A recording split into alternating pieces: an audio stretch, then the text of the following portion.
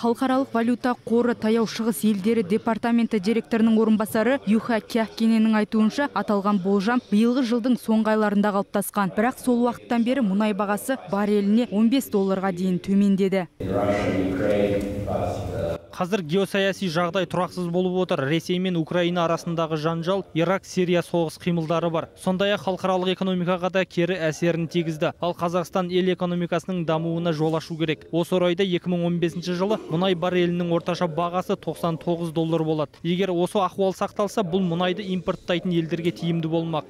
Қазақстан Республикасы ұлттық банкінің халықаралық қатынастар және қоғаммен байланыс департаментінің директоры Айдар Қозыбаев Қазақстанның жүргізіп отырған монетарлық саясаты ел экономикасының қаржылық тұрақтылығын қамтамасыз етуге мүмкіндік беріп отырғанын жеткізді. Бұл халықаралық валюта қорының есебінде де көрініс берген. Казахстан в целом занимает очень четкую позицию. Қазақстан толығымен тиімді позицияда, яғни біз Ресей валютасына тәуелді емеспіз, тек қана интеграциялық байланыс қана бар. Алайда бүгін сарапшылар Ресей экономикасының құлдырауы Қазақстанға кішкене де болса кері әсері болатын жеткізді. Менің ойымша, темір жол, автомобиль жолдарының, сондай-ақ тұрғын үй кешендері құрылысы жұмысын алға тарту керек. Себебі экономиканың өсуіне бұл да өзіндік стимул береді. Сарапшылар бұл мәселені Еуразиялық экономикалық одақ шеңберінде қалып қоймау керек. Себебі Ресейден басқа да сауда айналымда серіктес бола алатын мемлекеттердің барында ұмытпағанымыз жөн деген пікірмен тарқасты. Сағыныш Назар, Дәурен Әбішев, Қазақ Ньюс, Алматы.